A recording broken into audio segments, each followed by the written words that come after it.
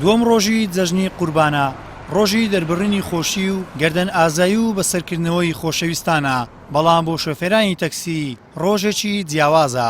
بۆ وەرگرتنی بڕێکی کەمی بنزین شۆفێرانی تەکسی وەک ڕۆژێکی ئاسایی لەبەردەم ئەو گەرما تاقەت پڕوکێنەی شاری هەولێر لە سەرەی وەرگرتنی بنزینی 609 دیناری ڕیزیان بەستووە.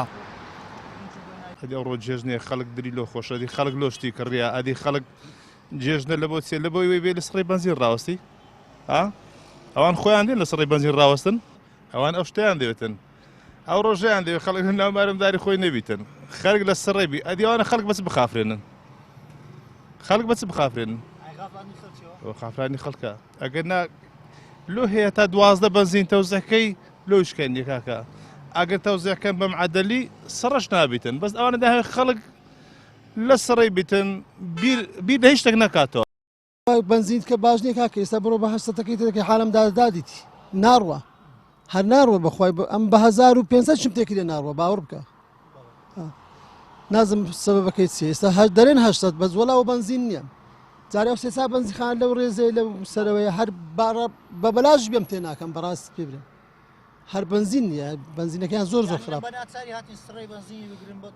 وەڵڵا ئەگە ناچاری نەبی بەو جێژنەی ئێستا ناتوان بەو گەرمای خاستەوە نییە لە تەمەنە چوشی من هەر زۆر زەحمەتە بەڕاستی ئەتوەرە بەو گەرمای ئێسەوا سەرم وا دەکوێم.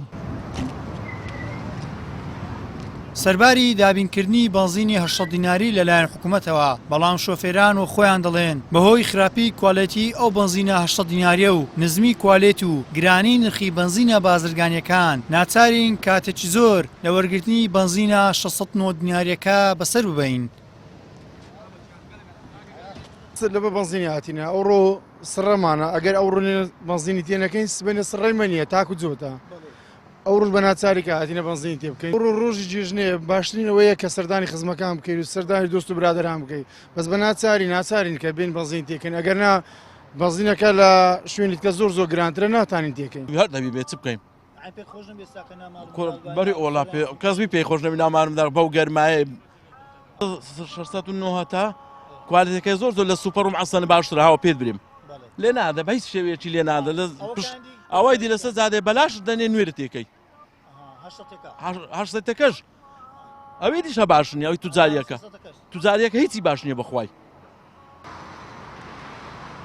نزیکەی 40,000 ئۆتۆمبیلی تەکسی لە شاری هەولێر بوونی هەیە، لە بەرامبەردا لە چەند بەنزخانەیەکی دیاریکراو ڕۆژانە چەند کاتژمێرێکی کەم بنزینی 609 دیناری دابەش دەکرێت. شۆفێرانی تەکسی بە ناچاری ڕۆژانە چەندین کاتژمێر تەنانەت لە ڕۆژانی پشوو جەژن و کاتە خۆشەکانیش لە پێش بنزخانەکان سەرە دەگرن بۆ وەرگرتنی تەنها 43 لیتر بنزین کە بە شێوەی سیستەمی تاکوجۆت بەسەر شۆفێرانی تەکسی پەیڕەو دەکرێت.